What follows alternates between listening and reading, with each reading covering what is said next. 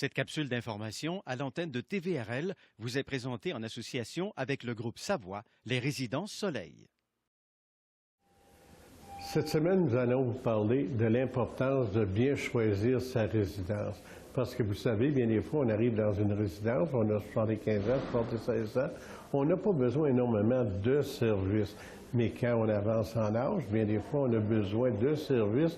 Il faut regarder aussi si on a les moyens dans l'endroit qu'on a choisi pour y demeurer, de pouvoir continuer à y demeurer. Dans les grandes résidences, il y a des endroits où il y a des bons services.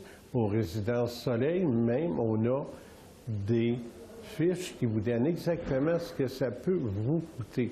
Ne soyez pas gênés, demandez ce que vous voulez à nos conseillers en hébergement et nous allons vous répondre avec un grand sourire.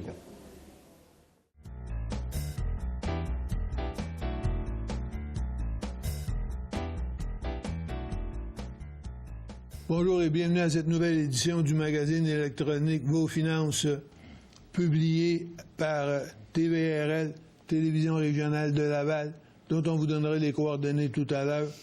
Alors, nous allons encore une fois regarder dans un premier temps l'actualité économique et financière la plus récente pour voir s'il n'y a pas quelques conseils dont vous pourriez utiliser pour mieux gérer vos finances personnelles et familiales, en compagnie de deux spécialistes qui sont cette semaine juste à ma droite ici, M. Jean Mathieu, qui travaille en gestion privée à la Banque nationale. M. Mathieu, bienvenue. Bonjour. Et à sa droite à lui, M. Robert Dagenet, qui est un conseiller en placement chez Industriel Alliance Valeurs Mobilières. M. Dagenet, bonjour. Bonjour, André. Et bienvenue également. Alors, messieurs, il y a encore beaucoup de choses dans l'actualité économique et financière. On va essayer de passer un certain nombre de sujets. Je ne sais pas si vous aurez des bonnes suggestions à faire aux gens qui nous font le plaisir de nous écouter. Alors, dans un premier temps, regardons par exemple Bell Canada. On dirait que Bell, actuellement, dans le domaine de la télévision puis de la câblo-distribution et des sports, essaie de tirer à peu près sur tout ce qui bouge. Il faut dire que Bell Canada, c'est une très grosse entreprise, plus que centenaire, et elle fait plus de 1 milliard de bénéfices par année. Donc, quand on a tant d'argent que ça, qu'est-ce qu'on fait avec? C'est un joyeux problème pour le conseil d'administration, mais enfin. Alors, Bell se trouve un peu dans cette situation-là. Où est-ce que Bell s'en va, M. Mathieu, selon vous? On va dire que la vocation de Bell a changé énormément. Auparavant, il y a une dizaine d'années, c'était la longue distance qui était ce qu'on appelait vulgairement à l'époque ça va chalet, où oui, on tirait beaucoup plus de bénéfices. C'est ça. Maintenant, on il y avait des monopoles régionaux. C'est ça. Alors, on a passé avec... il a fallu changer sa vocation parce qu'avec l'Internet et les coûts très réduits ou nuls des interurbains, Bell a fallu qu'il se trouve... moment-là, il fait du savage chalet. C'est ça. Et à partir de là, on a regardé pour mettre du contenu et non être nécessairement celui qui permet... un poseur de fil qui permet à la voix de passer. Mais là, on s'attaque avec Astral, entre autres, puis à Toronto, tous les sports, tout relié à... Je ne nommerai pas, là, mais... ils ont acheté il y a un mois et demi à peu près tout le groupe Maple Leaf Garden. Ça, c'est les Maple Leafs de Toronto. Maple Leaf Garden. Et puis, c'est la bâtisse là-bas où on fait des spectacles comme ici au Centre-Ville. C'est ça, exactement. Alors, disons qu'ils se mettent un contenu et puis ils veulent non seulement être l'achemineur du message, mais aussi celui qui fait le message. Celui qui produit le message. Alors donc, le problème est un peu différent pour eux autres, mais c'est le même problème pour Rogers, puis c'est le même problème pour TVA. Alors donc, le plus gros concurrent au Québec, c'est évidemment TVA. Dans le reste du Canada, ils ont d'autres concurrents aussi gros que ça, et aussi puissants que ça, même si on n'entend pas beaucoup parler ici. Et Bell, son problème, encore une fois, c'est que cette compagnie-là fait beaucoup d'argent. Au cours des 2 années, 2010-2011, elle a augmenté, sauf erreur, son dividende de 36 % à l'occasion de 6 ou 7 majorations différentes, pas d'un seul coup, là, alors que l'inflation était à peu près de 2,5-3 durant ces 2 années-là. Alors, ils ne peuvent pas augmenter constamment le dividende comme ça, parce que augmenter le dividende, c'est un engagement à long terme. Après ça, si vous leur baissez, les actionnaires ne sont pas contents, puis ils vont vendre l'action en bloc. Surtout les gros gestionnaires de portefeuille. C'est peut-être ça que le nouveau président, George Cope, redoute, et c'est pour ça qu'il préfère s'en aller dans d'autres types de contenus, comme vous le mentionnez, pour essayer de placer son argent de manière à ce que ça rapporte. On sait que, par exemple, le groupe Maple Leaf Gardens appartenait à Teachers, la puissante caisse de retraite des enseignants ontariens, qui a fait un gain de capital considérable là-dessus. Plus d'1 milliard de bénéfices en autant que je me rappelle. Donc, il y a de l'argent à faire dans le sport et puis dans le loisir et puis dans le divertissement. Et Bell, manifestement, a décidé, comme d'autres, comme Rogers et d'autres aussi, d'aller dans ces secteurs-là. Alors donc, ça semble être une bonne voie, une voie prometteuse pour eux autres. Et ça va l'être encore plus si jamais on se ramasse avec un club de hockey à Québec, bien entendu. Ah, mais ça, c'est tout le monde le souhaite. Et qu'on ressuscite la bonne vieille chicane qu'il y avait entre Montréal et Québec durant les belles années les 80. Nordiques et les Canadiens, oui. Tout à fait. Bien là, on vient à Montréal ici de ramener quelqu'un de la vieille gang avec Serge Chavard, Oui, c'est ça. qui est venu comme directeur général, puis il y a Patrick Roy là-bas aussi, qui ne demanderait pas mieux que croiser le fer avec son ancien collègue. Mais donc, oui, c'est ça, mais Serge Chavard, il est comme consultant pour choisir le bon directeur général. Et tout à coup, ça serait lui qui serait choisi finalement, ou qui accepterait la job. Je pense qu'il n'acceptera pas, là. Mais, Vous pensez qu'il n'acceptera pas? Mes sources, non, mais il est là comme conseiller.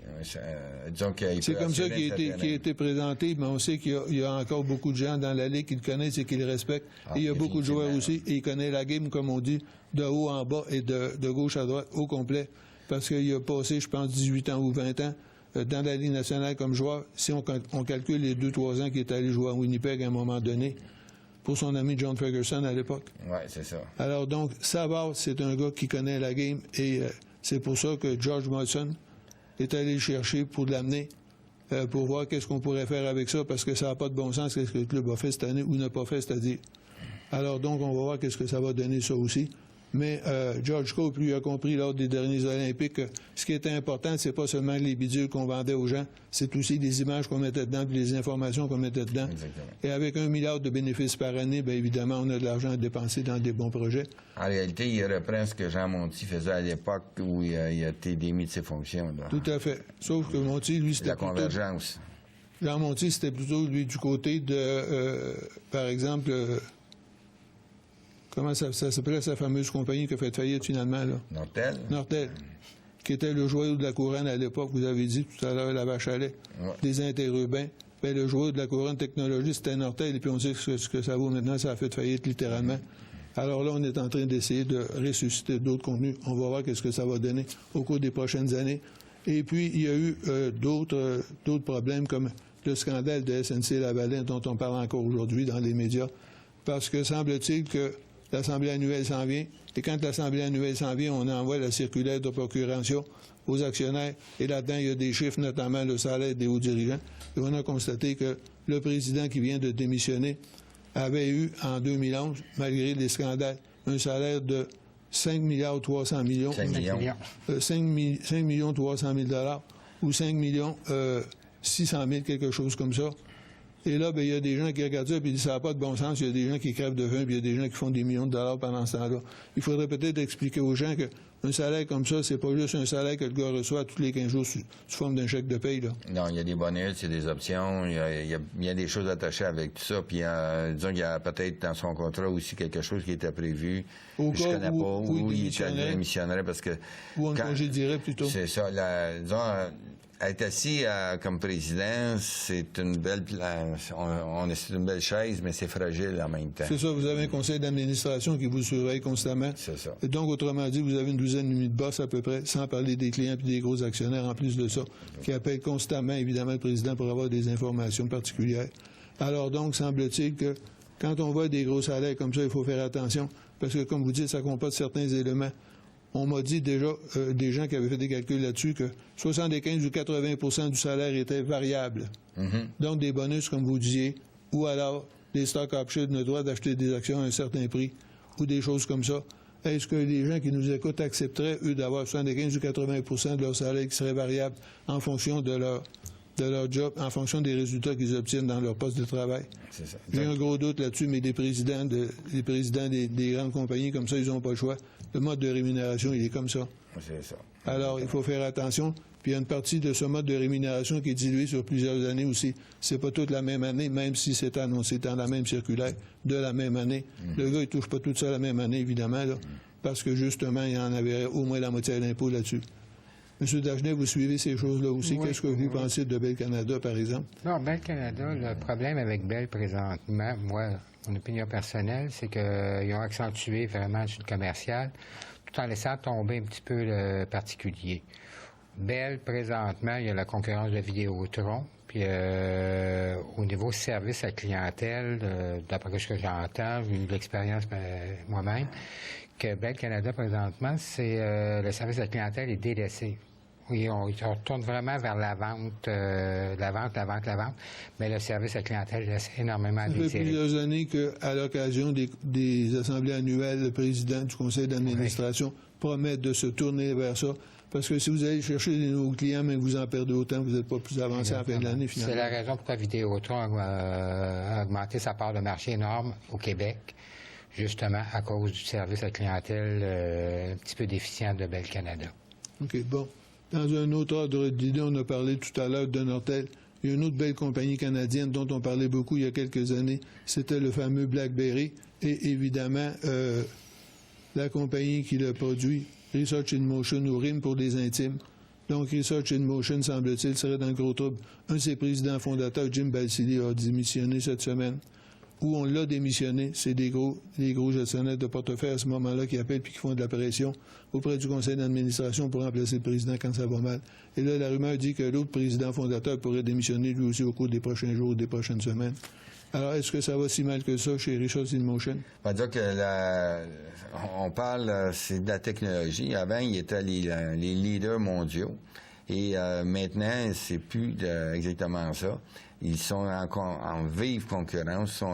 Depuis qu'Apple a réussi à lancer des produits vedettes, ils ont perdu énormément. Puis il y a d'autres producteurs qui sont capables aussi de faire comme Research in Motion. On a, disons, de la sécurité dans les BlackBerry. On dit que chez Apple, on en a moins, mais on en a une certaine. Et puis, c'est sûr qu'éventuellement... Là, le processus, c'est que quand vous êtes le seul, vous avez la technologie d'avant-garde, ça va extrêmement bien. Tout le monde vous admire. Quand les concurrents vous rattrapent, et là, ça devient une bataille technologique. Ça devient une bataille technologique. C'est qui sort quoi le plus vite avec des produits vedettes. Et quand Steve Jobs est revenu chez Apple, évidemment, lui, il a mis l'accent là-dessus, puis il s'est mis à sortir des nouveaux produits, mais des produits qui donnaient du succès et qui compétitionnaient beaucoup le BlackBerry. RIM, le BlackBerry 10, le 10, il faut qu'il soit absolument impeccable et très performant. Sinon, ça va être très, très difficile de se compétitionner. Est-ce que ça pourrait être une cible intéressante pour une entreprise comme Bell Canada, par exemple? Ça va prendre une entreprise très riche, puis c'est une entreprise canadienne, Research in Motion, puis Bell aussi. Est-ce que le gouvernement pourrait faire pression sur Bell pour que Bell vienne sauver, par exemple, Research in Motion? Research in Motion. Je ne sais pas si on veut, si Bell serait prête à se lancer dans cette aventure-là. Ils connaissent la technologie, ça c'est sûr, puis ils ont les moyens financiers. Donc, mais ce qui est surprenant dans le cas de RIM, c'est qu'il n'y a personne qui s'est présenté comme acheteur. Il y a eu beaucoup de rumeurs, mais il n'y a pas réellement personne qui s'est présenté comme acheteur. Alors, c'est un dossier à suivre. C'est un dossier où on spécule en Il va se passer quelque chose au cours des prochaines semaines ou des prochains mois, normalement, là. Oui, ou au lancement du nouveau BlackBerry 10. Si, à ce moment-là, c'est un produit vedette, ça va donner du temps à la compagnie. Ça pourrait permettre de relancer le titre. Sinon, bien évidemment, il pourrait plonger encore davantage. Ça va être triste. Vous regardez des titres comme ça, tous les deux, pour vos clients? Pour l'instant, moi, je suis en stand-by au niveau des RIM. C'est un titre qui est vraiment spéculatif. Ça va dépendre de la nouvelle tablette qui vont sortir, le nouveau téléphone qui vont sortir. Et ça, c'est pour quand, ça? On parle de quelques semaines? Non. Quelques mois? Oui, c'est à la fin de l'année. Okay. On parle vers la fin de l'année. Donc, quelqu'un qui investirait là-dedans, c'est dans l'espoir que la nouvelle tablette donne des bons succès, mais à la fin de 2012 seulement. C'est ça. Ça sera un produit vedette. Ouais, sauf que présentement, la concurrence est assez énorme à ce niveau-là. Il y a des tablettes qui vont sortir bientôt chez Apple, des nouvelles tablettes, nouvelles recherches, nouvelles applications. Ils ont sorti une couple de semaines, ça, que eux aussi, ils continuent de perfectionner leurs produits qu'ils ont lancés récemment, bien entendu. C'est prendre trop de retard. Moi, je donne pas cher du titre. Alors, on va faire une première pause qu'on me réclame déjà désespérément et on va revenir dans quelques instants en compagnie de nos deux invités pour discuter un peu de l'actualité économique et financière en général et peut-être sur certains points en particulier et sur certaines questions que vous avez bien voulu nous acheminer et qui sont fort intéressantes et qui peuvent intéresser un plus grand nombre de personnes que simplement les gens qui nous ont envoyé ces questions-là. Dans quelques instants.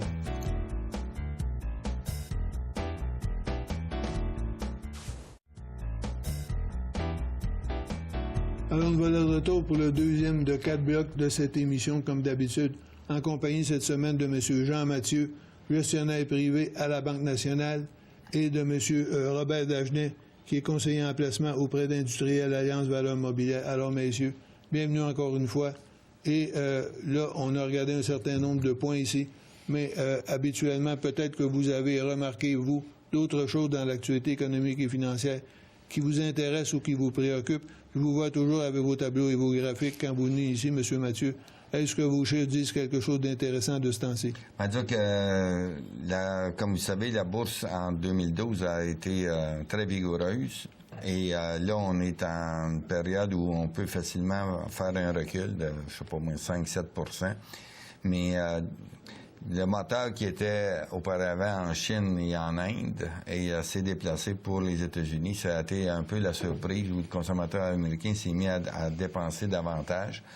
Et hier ou aujourd'hui, M. Bernanke a déclaré qu'il n'y avait plus besoin de faire de stimulus de la part du Fed, sauf de garder les taux d'intérêt bas jusqu'à la fin de 2014 pour que l'économie, ils ont des signes un peu partout que l'économie se relance. L'emploi augmente, le prix des maisons continue un peu à baisser, mais il y a beaucoup de foreclosures qu'on appelle... Ça commence à se stabiliser un peu quand même. Oui, c'est ça. Puis dans les foreclosures, c'est les saisies, il y en a de moins en moins.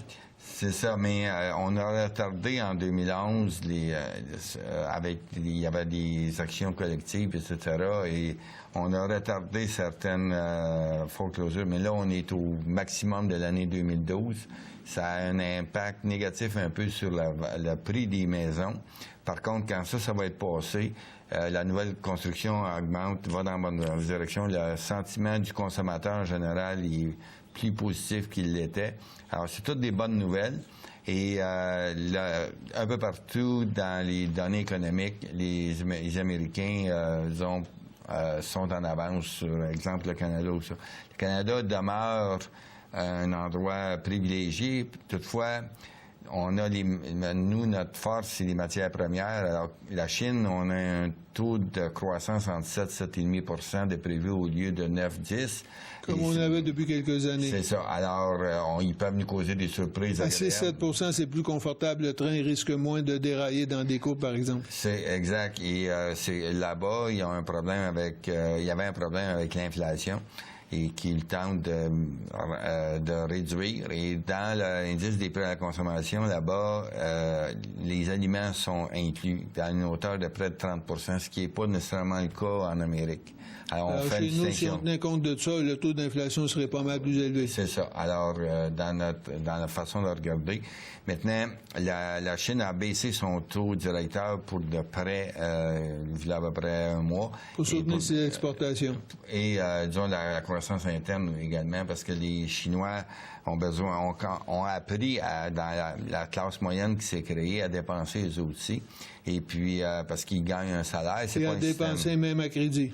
Oui. Et là, c'est pas pour rien qu'ils ont construit le plus d'automobiles, on vend le plus d'ordinateurs au monde dans n'importe quel pays. La Chine est le numéro 1, malgré que c'est un peu plus bas. Mais le bon point, c'est que la Chine a continué à une vitesse, disons, effrénée par rapport à l'Amérique du Nord. Mais en Amérique du Nord, les États-Unis s'étaient endormis. Maintenant, ils se réveillent. Ils se réveillent pas comme, je sais pas, un ours au printemps, là, il est en pleine vitalité, mais on voit des signes que le réveil se fait. Et là, on peut espérer qu'en 2013, ça va être nettement meilleur. La locomotive américaine qui a traîné le monde pendant des décennies depuis la Deuxième Guerre mondiale, en fait, va continuer à augmenter sa vitesse de croisière et créer de l'abondance. Et le Canada, qu'on exporte énormément vers les États-Unis, on en gagne beaucoup à ce niveau-là pour les prochains mois. Alors, le Canada, juste pour répondre j'ai fait un grand détour, le Canada au point de vue bourse, en 2012, tire de l'arrière sur à peu près tous les pays. Et il y a du rattrapage à faire, surtout contre les États-Unis, où on est à un niveau à peu près de 9,5-10% de croissance. Là, si on prend l'indice Standard & Poor's 500, comparé à moins que 4%, 3,9% si ma mémoire est exacte, du côté canadien. Alors donc, il y a encore du rattrapage à faire aux États-Unis et au Canada. Mais est-ce que c'est pas un peu normal que les États-Unis redeviennent la locomotive du monde, étant donné que c'est la principale économie la plus riche et la plus productive? Oui. Parce que la Chine, l'Inde et le Brésil et ces pays-là, ce sont des gros pays avec beaucoup de monde, mais c'était pas des économies très dynamiques. Bien, disons que c'est des économies en transition. C'est-à-dire qu'on passe des économies de gens où ils sont nettement ruraux à, disons, on les amène on les industrialise. On les amène en ville, puis il n'y a pas nécessairement des jobs et des logements pour tout le monde, là. C'est ça. Alors, on est en train de bâtir ça, on en bâtit même pour le futur. Ça dépend des villes, comme en Chine, on a créé des villes comme Chicago, là, ça prend moins de 10 ans à se construire en Chine. C'est énorme, la vitesse ça va. Okay. Monsieur Dagenet, est-ce que vous avez remarqué au cours des dernières semaines ou des derniers mois des éléments particuliers, des questions, par exemple, que vous posent vos clients quand ils vous appellent? Oui, présentement, le marché canadien, je crois qu'il est un petit peu sous-évalué. Si on regarde les ratios bénéfices, le cours bénéfice... Sous-évalué. Sous-évalué. Par rapport, par exemple, aux États-Unis ou aux États-Unis, puis je regarde juste le secteur bancaire présentement. Peut-être à part la Royale, qui est un petit peu élevé, le prix, là, les 50 banques canadiennes, présentement, ont des ratios entre 10 et 11. Avec des dividendes... Ce qui est fort attrayant. Oui, parce que la moyenne nationale, d'habitude, c'est aux alentours de 14, 15, tout ça. Présentement, sont sous-évalués, avec des dividendes au-dessus de 4 en moyenne. Ben, donc, c'est pas mal plus intéressant, ça, que placer son argent sous forme de dépôt à terme ou de certificat de placement garanti. C'est ça, parce qu'aujourd'hui, une obligation de 2-3 ans, on parle de 1,5-2 de catégorie A. Sauf que les banques, présentement, sont tous sur la même catégorie avec un dividende, plus l'impact fiscal à ce niveau-là. C'est pour ça que le marché canadien, je crois, est sous-évalué dans certains domaines. On a eu la baisse, présentement, du TSX, sauf que c'est un petit peu dû à correction technique, si on veut. Non, ben la correction technique, c'est faite au niveau des mines, les produits naturels, les mines, le pétrole, les choses comme ça. Le pétrole a augmenté, mais au niveau des mines, des produits de base, la Chine a eu un petit peu de problème, tout ça. C'est pour ça que ça a fait baisser le TSX. Mais au niveau bancaire, au niveau manufacturier, c'est encore assez stable. Je vous écoute attentivement là, et aucun de vous deux n'avait parlé du budget provincial ni du budget fédéral. Et pourtant, dans le budget fédéral, il y a un élément dont on avait parlé ici il y a un mois et demi, qui me paraît extrêmement significatif.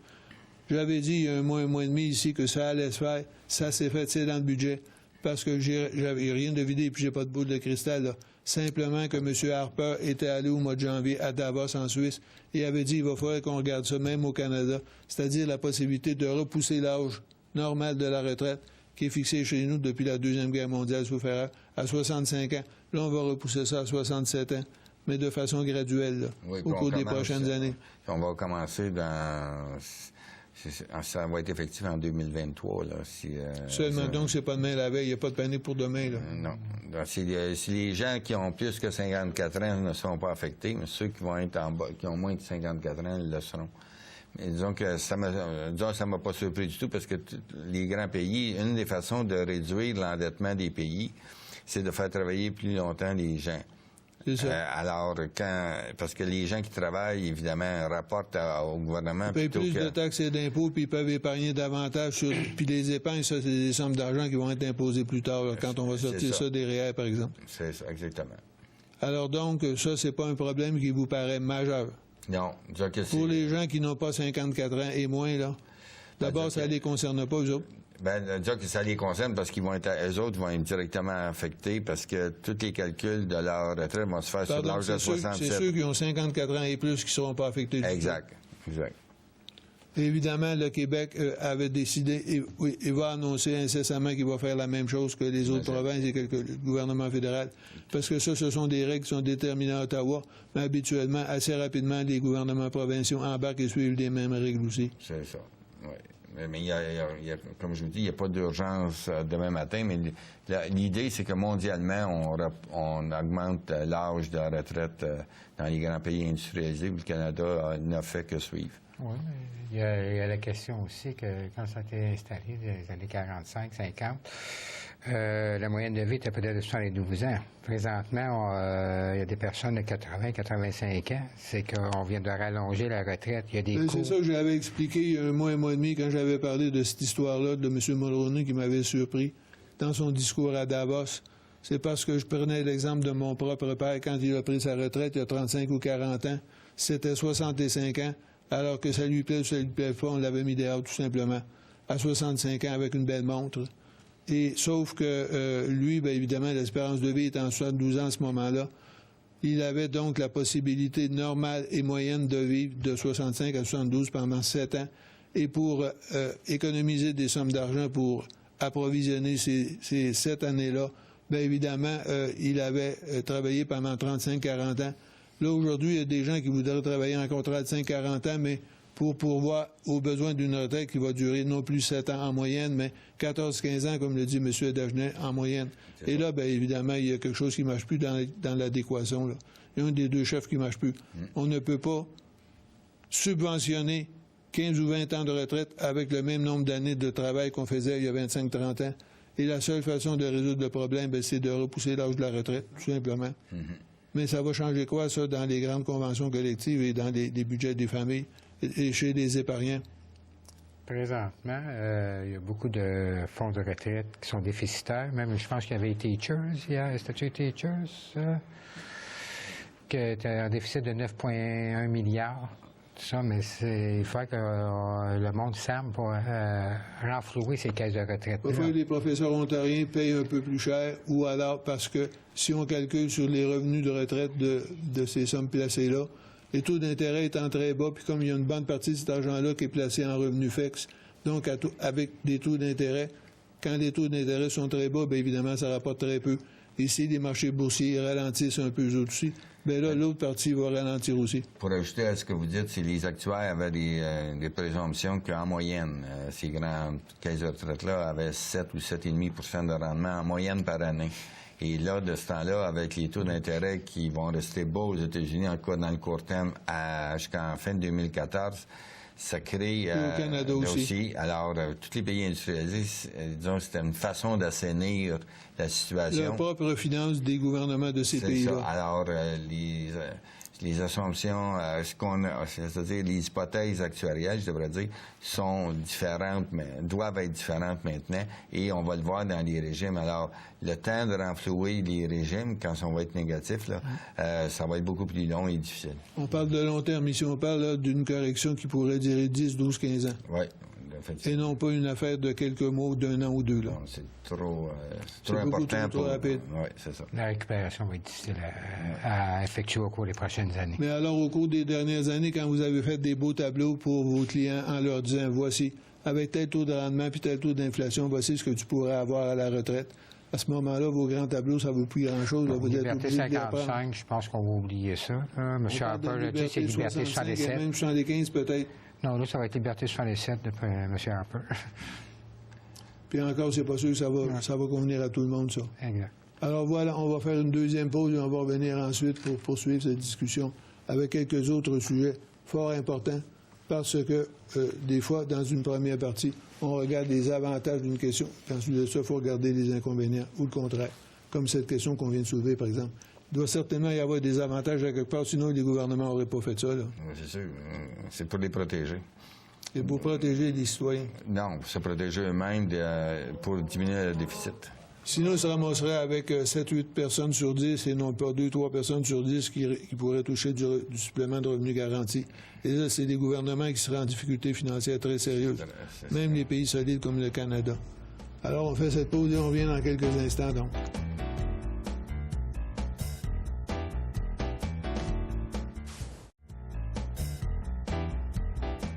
Alors, nous voilà de retour pour le troisième bloc de cette émission d'aujourd'hui, de l'émission Vos Finances, donc. Produite et diffusée d'abord et avant tout au canal TVRL, ce qui signifie Télévision régionale de Laval, tout simplement. Ça fait partie de la grande famille du Canal Box, que vous connaissez à Montréal et à Québec avec les 2 principales antennes. Mais il y a d'autres antennes régionales comme TVRL, par exemple, qui est la plus grosse. À Laval, c'est la plus grosse en dehors de Montréal et de Québec. Alors, pour communiquer avec nous, nous faire parvenir vos questions, vos suggestions et vos demandes, bien, vous pouvez toujours syntoniser d'abord le canal TVRL. C'est le canal 9 pour les gens qui habitent à Laval. Et cette émission est diffusée en première diffusion le samedi à 21h, donc en soirée, le lundi à 10h et le mercredi à 21h30. Ça, c'est la première diffusion. Mais vous pouvez toujours revoir les émissions ensuite de ça, aussi souvent que vous voulez, en syntonisant tout simplement tvrl.ca. Ça, c'est le canal Internet de TVRL. Et là, bien, vous allez à la programmation. Puis dans la programmation, bien, vous choisissez évidemment l'émission Vos Finances. Et à l'émission Vos Finances, bien là, on va vous les donner. Elles sont archivées depuis 2-3 ans maintenant. Donc, vous regardez la date qui vous intéresse, vous appuyez là-dessus, puis l'émission va vous être offerte gratuitement, bien entendu. Alors donc, ça, c'est pour TVRL. Vous pouvez aussi communiquer avec nous par téléphone en faisant le 450-973-8005-8005. Et vous pouvez ensuite, bien entendu, communiquer avec moi personnellement si ça vous intéresse de nous soumettre vos questions en faisant le 514-931-0746, 514-931-0746. Mais on va vous donner toutes ces informations-là si vous allez sur le site tvrl.ca. Alors, vous allez voir, c'est relativement facile. Et puis, bon, durant la pause, on m'a fait remarquer que j'avais parlé du premier ministre canadien, M. Mulroney. Évidemment, nos 2 amis étant très, très allumés ici, et on dit c'est parce que ça fait un petit bout de temps qu'il n'est plus là, André. Alors, je le conçois très bien. M. Mulroney, c'était les années 70 et 80. Et là, maintenant, c'est M. Harper. C'est M. Harper qui est allé à Davos en janvier dernier pour prononcer ce discours. Alors, M. Harper, dans son temps, le Canada faisait un déficit annuel de l'ordre de 40 milliards environ, ce qui était épouvantable. On s'est creusé un déficit monstrueux avec ça. Sauf que quand l'équipe chrétienne, Martin, sont arrivés au pouvoir, dans l'espace de 10 ans, ils ont viré ça de bord complètement. Et maintenant, le Canada fait des surplus et non pas des déficits. Alors, dans les autres pays, si vous vous inquiétez pour la situation en Europe ou aux États-Unis, ne vous en faites pas. Ils vont prendre les moyens, eux aussi, qu'il faut pour redresser la situation, parce qu'un gouvernement ne peut pas empiler les déficits comme ça indéfiniment. Alors, si nous, on a redressé la situation dans une dizaine d'années, alors, ils vont être capables de le faire aux États-Unis, ils vont être capables de le faire aussi dans les principaux pays européens. Alors, donc, nous sommes aujourd'hui en compagnie de M. Jean Mathieu, qui travaille en gestion privée à la Banque nationale, et de M. Robert Dagenet, qui est conseiller en placement auprès de l'Industrielle Alliance Valeurs Mobilières. Alors donc, messieurs, ça me fait plaisir encore une fois d'être avec vous. Et vous me disiez, M. Mathieu, durant la pause, qu'il y avait quand même un élément important dans le budget de Québec qui a été présenté il y a 15 jours concernant les petites et moyennes entreprises. Oui, c'est ça. Donc, on a mis de l'avant un programme, on avait fait un test pilote et ce qu'on fait, c'est que ce qu'on va offrir aux employés, c'est que la minute qu'une PME a 5 employés ou plus, l'employeur se doit d'offrir un régime d'épargne retraite et qui inclut les employés. Les employés ont droit de se retirer en tout temps. Par contre... là, au lieu de 65 ans, ça va être au lieu de 67 ans maintenant. Oui, c'est ça. Mais ils vont pouvoir se retirer en tout temps. Disons que, je ne sais pas si il y a des employés qui ont 35, 40, 45 ans. Ils vont adhérer. Non, non, mais l'âge. Je parle juste de l'âge. Okay. Ils vont pouvoir adhérer à ce plan. Automatiquement, ils sont, avec l'employeur. Il y a différentes formules. Par contre, ce qui est intéressant, c'est que le fait qu'ils soient intégrés automatiquement fait qu'on prévoit qu'il y aura 90% des employés qui vont demeurer à l'intérieur du plan au lieu de s'en sortir parce que on a fait retirer puis de partir avec leur caisse de retraite. Ou non, pas ça dans le sens que si l'employé devait aller à l'employeur pour s'enregistrer puis participer, ça serait un paquet de problèmes. Oui, mais c'est un taux de 10 à 20%. Tandis que quand on le fait automatiquement, et disons, si le taux de participation demeure à 90. Alors, ce que ça veut dire, c'est que lorsque les employés vont prendre leur retraite, si l'expérience du 90% se poursuit, c'est que la plupart des gens vont avoir un plan de retraite ou vont avoir des sommes à la retraite d'épargne. Tandis que si on allait dans la situation actuelle, il y avait peut-être 10 à 20 seulement Très des peu de employés. PME avaient des régimes de retraite pour leurs les employés. Exact. Mais là, êtes-vous en train de me dire que ça va devenir bientôt ça obligatoire maintenant pour toutes les entreprises qui comptent au moins 5 employés? Oui, ça, dans le projet de loi, ça va venir obligatoire, mais là encore, c'est obligatoire, oui ou non. C'est que la PME doit inscrire les employés dans leur régime. S'ils n'ont pas de régime, il faut qu'ils en fassent un. Mais l'employé peut se retirer en tout temps. C'est-à-dire qu'il peut décider de ne pas participer.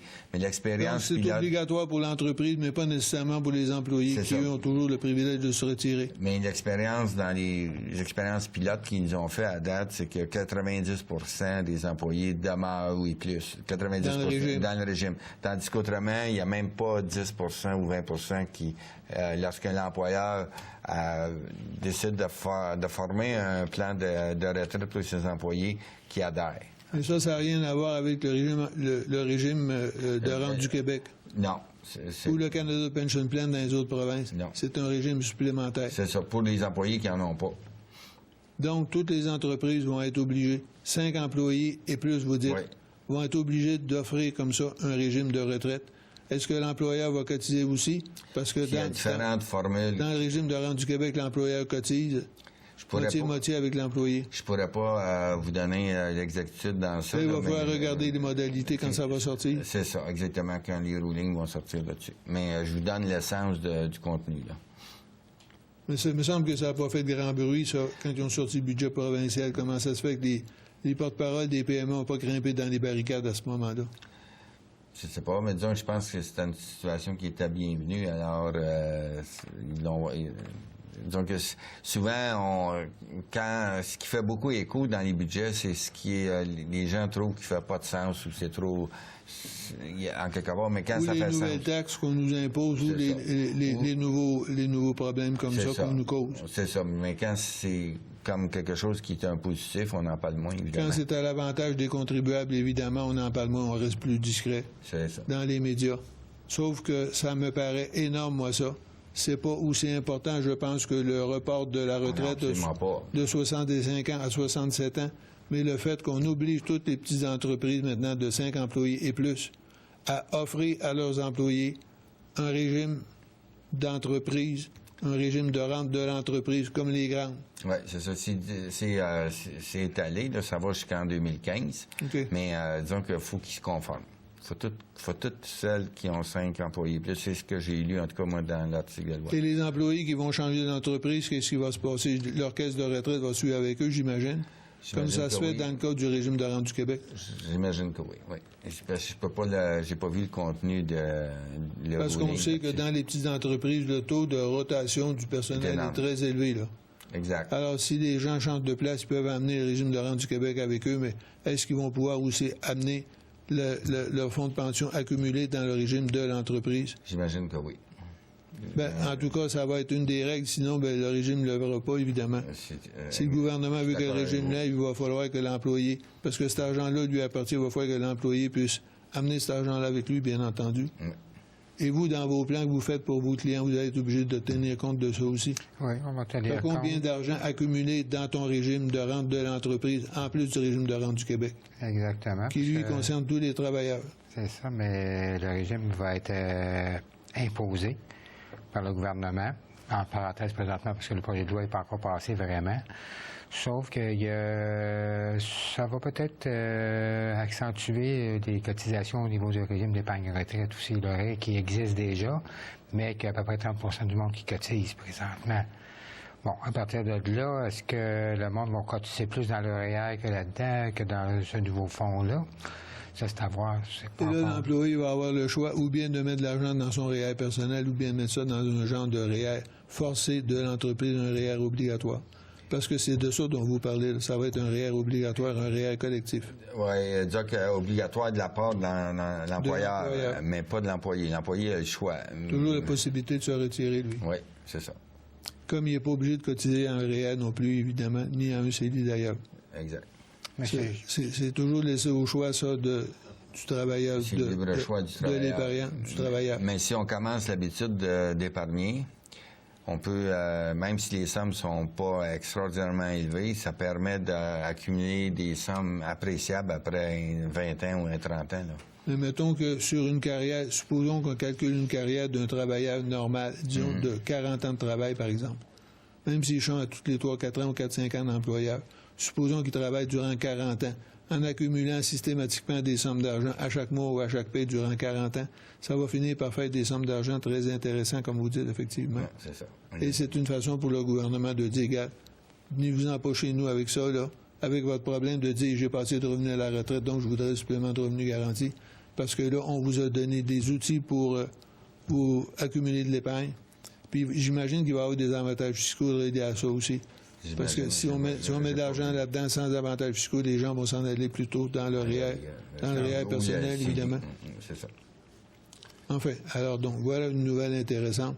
Quand ça va sortir, vous savez pas quand? Quelque part, j'imagine, dans le courant de l'année. Là. Oui, donc j'ai pas de date exacte, mais je sais que tous les employeurs doivent se conformer d'ici 2015, c'est ce que je me rappelle dans ma lecture.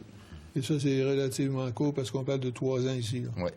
Mais il faut donner aux institutions financières aussi le temps de s'organiser pour pouvoir accueillir toutes ces épargnes supplémentaires et tous ces comptes-là supplémentaires. Parce que ça va être géré, si j'ai bien compris, dans l'entreprise privée.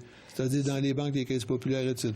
Ça, je mettrais un bémol là-dessus. Ça peut être géré, comme vous dites, par l'entreprise privée. Ça peut être aussi géré par, disons, certains organismes gouvernementaux, dépendant du choix de l'employeur et des employés. Alors là, ou bien on met des bureaucrates là-dedans, ou bien on confie la job au secteur privé en disant, vous faites déjà le REER, alors vous allez faire celui-là aussi. C'est ça. Donc, il y a des possibilités que certains organismes gouvernementaux puissent offrir du service pour gérer ça. Monsieur Dagenet, ça vous paraît une mesure intéressante? Pour l'instant, non, c'est pas plus que ça, parce que c'est un projet de loi qui est basé sur certaines études, comme quoi que le contribuable québécois cotise seulement 30 à son REER, c'est-à-dire que 70 que les travailleurs autonomes, des choses comme ça, cotisent pas nécessairement dans le REER, mais que le gouvernement veut forcer pour l'avenir, justement, pour diminuer la pression. Le gouvernement se dit que plus on va mettre des outils et des véhicules à la disposition des travailleurs, plus ils vont épargner. C'est ça. C'est ça. Est-ce que c'est évident, ça, parce qu'on dit qu'ils sont super endettés actuellement? Oui, donc c'est une habitude. On prend une routine et puis si vous êtes employé, puis vous vous habituez à cotiser pour votre retraite un certain montant, c'est toujours c'est une bonne habitude Il faut d'apprendre. commencer le plus tôt possible quand on commence à travailler, non pas quand on arrive à 50-60 ans. Là. Oui. Parce que là, c'est un peu trop tard pour commencer à accumuler de l'épargne. C'est ça. En tout cas, on n'accumulera pas pendant très longtemps. Bon, voilà. Alors, on va faire encore une autre pause et on va revenir dans quelques instants en compagnie de nos deux invités pour discuter de l'actualité économique et financière et regarder un certain nombre de points qui pourraient peut-être vous aider à améliorer la gestion de vos finances personnelles et familiales dans quelques instants.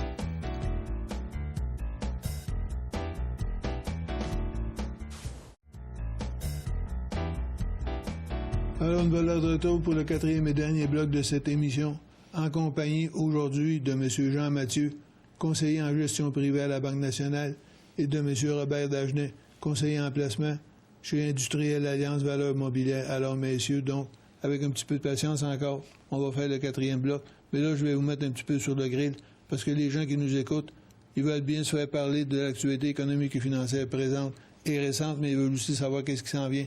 Alors, M. Mathieu, étant donné que vous êtes le plus vieux des deux et que vous avez plus d'expérience en la matière, qu'est-ce que vous prévoyez au cours des prochaines semaines et des prochains mois dans l'actualité économique et financière?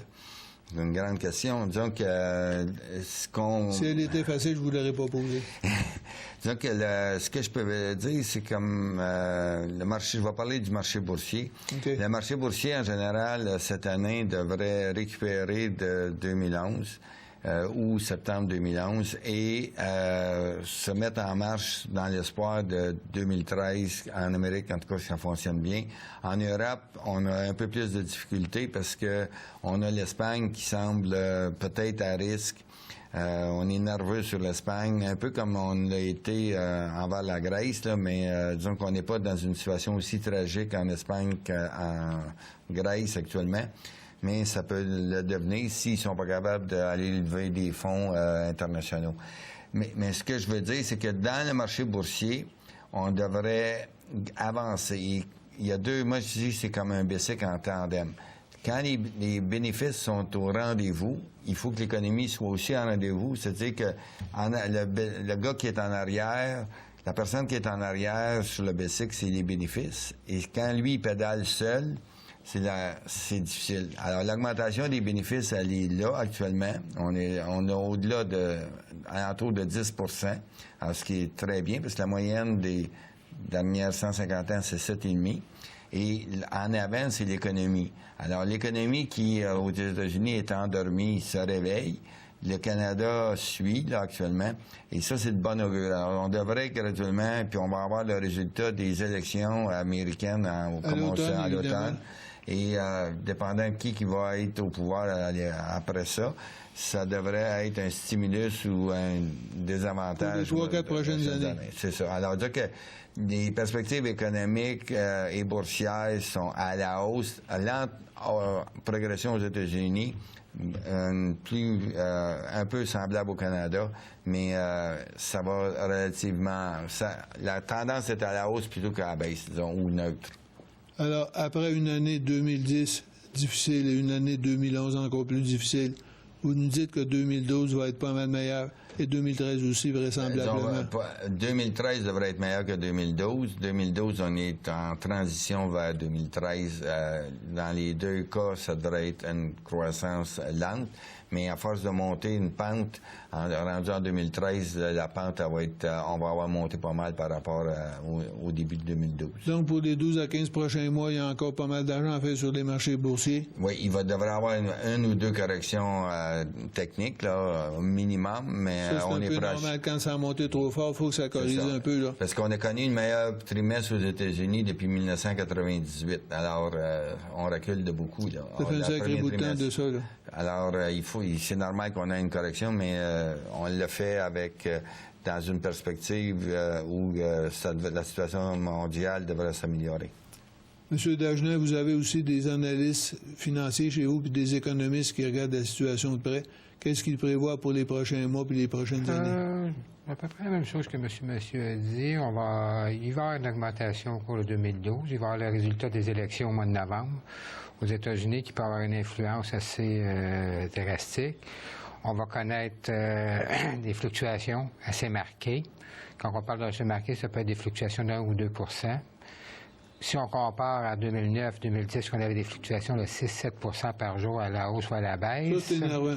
C'est plus énervant. On dirait que le marché s'est stabilisé, mais il y a encore le problème en Europe qui ne sont pas nécessairement tout réglés. Il y a la dette américaine qui n'est pas tout à fait réglée présentement, mais qui s'en va sur le bon bord. C'est ça, pour ça que je vous dis que les élections du mois de novembre vont avoir un gros impact mondial vis-à-vis le marché américain, automatiquement vers sur le marché canadien. Et on va avoir des fluctuations. Il va y avoir une stabilisation peut-être en 2013. Donc, des écarts moins gros entre les hausses et les baisses quotidiennes, hebdomadaires et mensuelles. C'est ça, parce qu'on a connu l'enfer au cours des dernières années. Des fluctuations de 2, 3, 4, 5 % dans une journée. On a connu ça. Puis depuis à peu près 3 mois, on peut dire que c'est des fluctuations de 1 quart, autant à la hausse qu'à la baisse. 1,5, mais ça, c'est les grosses fluctuations. Ça fait les manchettes dans les journaux, là. C'est ça. Et ça va durer comme ça pendant 1 an ou 2, vous dites vous aussi? Oui, donc, dans les prévisions, c'est difficile de prévoir, là, mais évidemment, s'il y a une catastrophe majeure, ça, c'est pas prévu, là. Ça peut amener des changements de tendance, mais si la tendance se maintient, on s'en va vers ce qu'on a décrit, là. Depuis le temps que je vous connais, je sais que vous aimez bien changer vos portefeuilles de secteurs à un moment donné. Est-ce qu'il y a des secteurs qui sont plus attrayants que d'autres? Oui, disons qu'il y a des secteurs qui vous inquiètent plus que d'autres actuellement? Disons, les secteurs les plus... disons que ce qui est chéri actuellement par les investisseurs, encore chéri, c'est les secteurs qui donnent des bons dividendes. Okay. Ça, c'est un des critères de choix, parce que si on regarde les taux d'intérêt, Même si vous en allez en 2045 des obligations fédérales, vous avez des taux de 2,60 ou 2,60 pour prêter jusqu'en 2045. Alors, et ça, c'est du revenu d'intérêt, donc c'est imposable à votre taux marginal ou maximum d'imposition. C'est ça. Alors, c'est pas des taux qui sont très élevés. C'est des taux historiquement bas. Alors, il reste un autre choix, c'est le marché boursier ou le marché monétaire. Le marché monétaire ne donne à peu près rien. Le marché boursier peut vous donner davantage, mais si vous avez déjà, vous placez un investissement, M. Dagenet disait tantôt, dans les banques, mais si on donne 4 et plus de dividendes, c'est mieux que 2,60. Et vous avez toujours, il va toujours avoir le risque que ça monte ou ça descende. Par contre, en attendant, vous avez toujours votre 4 que vous collectez. Oui, mais votre 4 pour avoir un dividende, là, il faut aller dans les actions ordinaires à ce moment-là, oui. Et non pas dans les actions privilégiées.